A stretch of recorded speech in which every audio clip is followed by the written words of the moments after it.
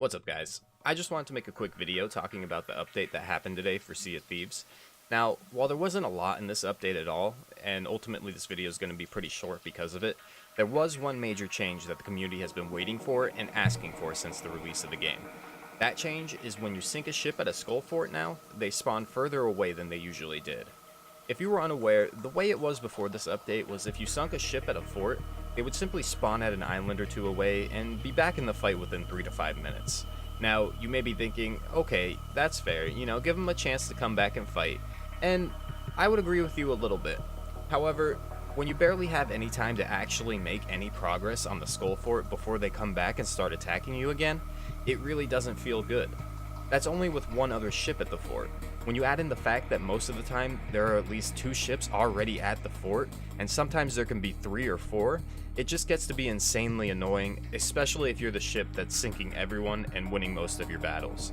The problem is that you would sink one ship, then you would have to start working on sinking another ship, but by the time you got to sink the second ship, this first ship would already be back and attacking you again, and it just becomes an endless cycle that never ends. Now, don't get me wrong. This is great if you like killing people and PvP combat in general. I like it too, but it ultimately draws these battles out for an hour or two sometimes until someone finally decides to give up and log off. In the video playing in the background, it was ultimately our team who decided to give up because we were discouraged. We were sinking every ship that was coming at us and they just wouldn't give up. It was just a decision that we had to make based on if our time spent sinking all these ships was worth the reward that we were going to get, and it simply wasn't.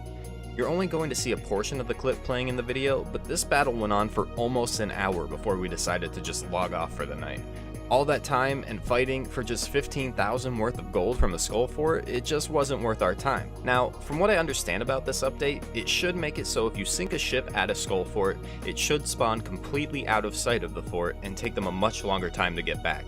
This is going to help immensely because there will actually be time to recuperate after a battle and make some progress on the skull fort and possibly clear some waves before the ship even gets back into sight. I haven't had a chance to get on and do a skull fort since the update yet, so I can't say for sure how effective this update has been, but from what I've been reading and from what I understand, it should be a huge help. Let me know what you guys think about the update, or maybe a different idea you had in the comments. Tell me about some of your skull fort battles. As always, like the video if you liked it, or dislike it if you didn't.